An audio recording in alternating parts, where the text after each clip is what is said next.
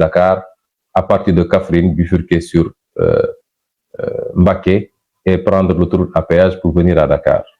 Ce que j'ai compris, c'est qu'il ne voulait pas que la nouvelle de mon interpellation, de ma séquestration, se répande très rapidement avant que j'arrive à Dakar pour rassurer tout le monde que Sonko est chez lui, donc il n'a pas été arrêté.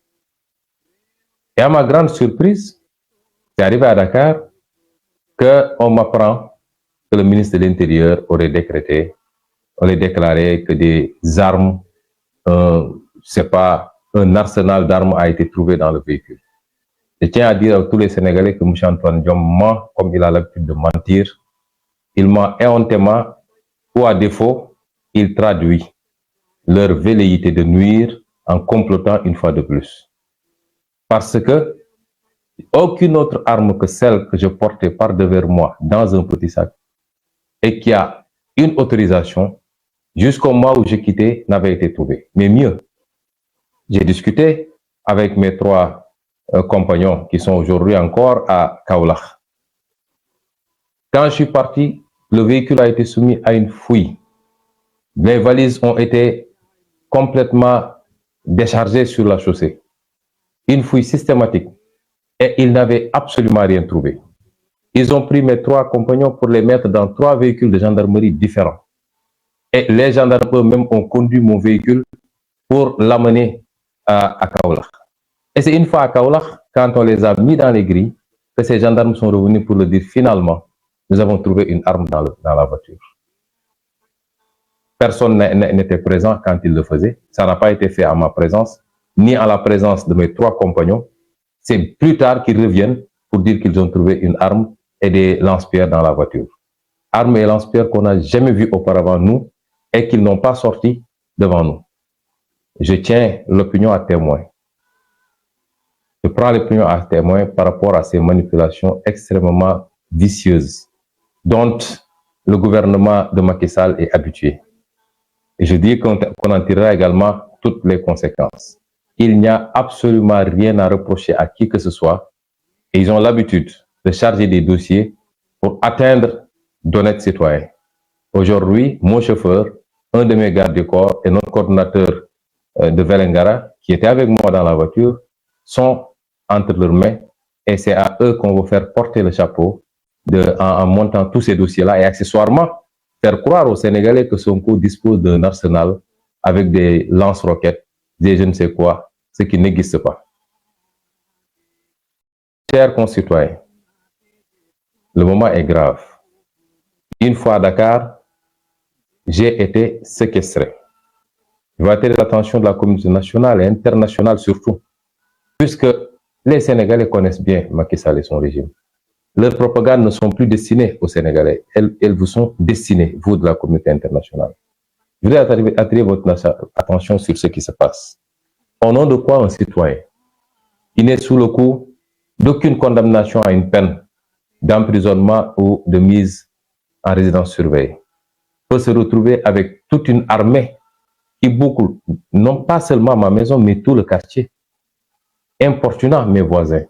Depuis ce matin, tout le quartier est en train de respirer les gaz lacrymogènes tout autour de la maison.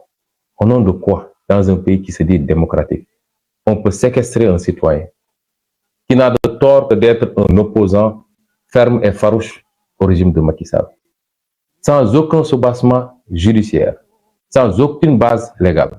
Au nom de quoi? Et c'est la énième fois que ça arrive, que ça survient. Et au nom de quoi d'autres citoyens qui se lèvent pour aller rendre visite à ce citoyen-là sont attaqués, gazés, blessés ou emprisonnés? Je viens d'apprendre l'arrestation de M. Alioune Sané, coordinateur du mouvement citoyen Y en a marre et vice-coordinateur du F24, qui est le regroupement de l'ensemble des forces vives de la nation.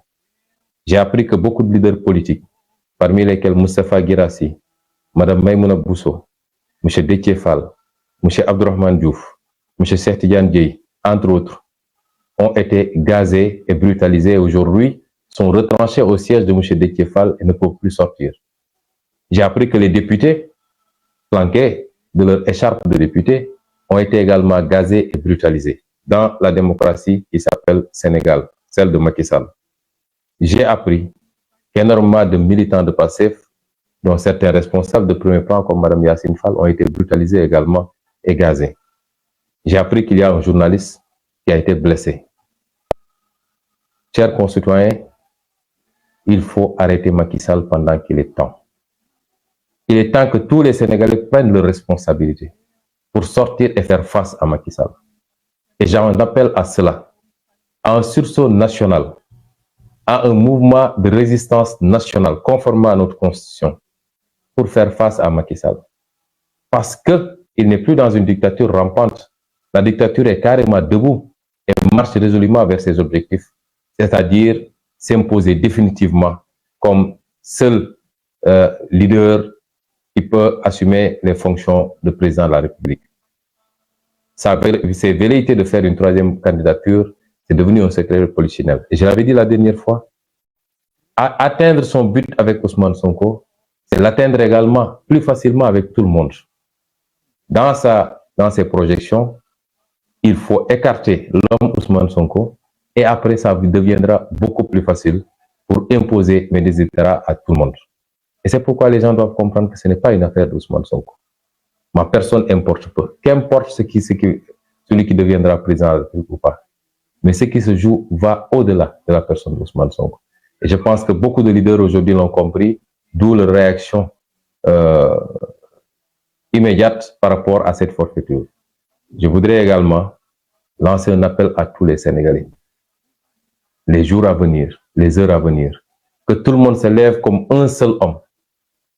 Parce que force doit rester au peuple. Ils ont l'habitude de dire force restera à la loi. Laquelle loi est aujourd'hui la loi de Macky Sall et de sa coalition? Les forces de défense et de sécurité, c'est les forces de défense et de sécurité de Macky Sall. La justice, c'est la justice de Macky Sall.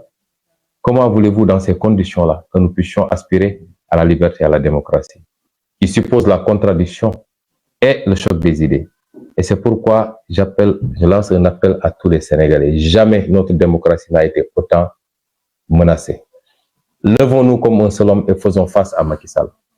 Ce que les jeunes ont commencé à faire sur le terrain. Et je les encourage vivement à résister.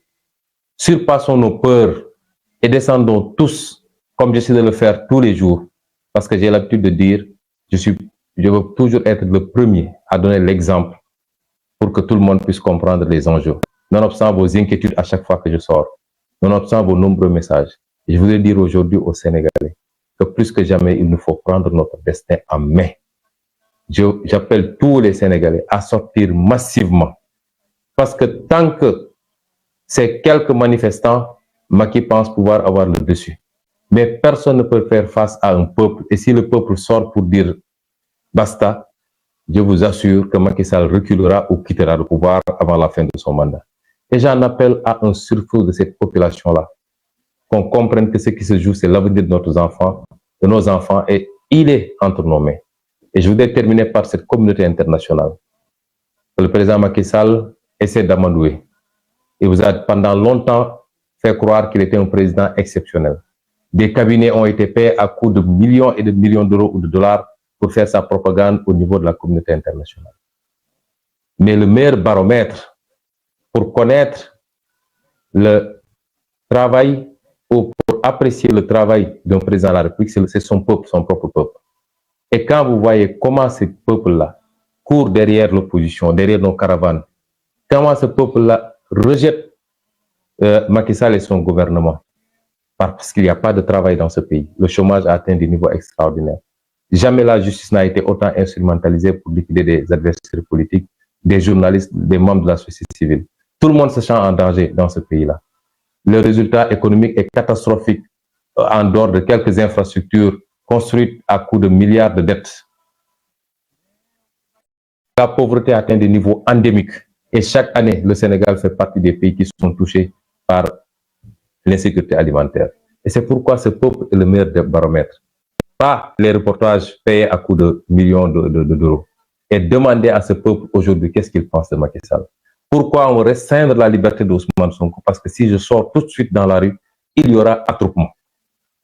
Pourquoi ce peuple-là tourne le dos à Macky Sall? C'est parce qu'il a lamentablement échoué. Et il ne lui reste que l'arme de la violence, de la justice instrumentalisée, de la violence des FDS pour essayer de terroriser ce peuple.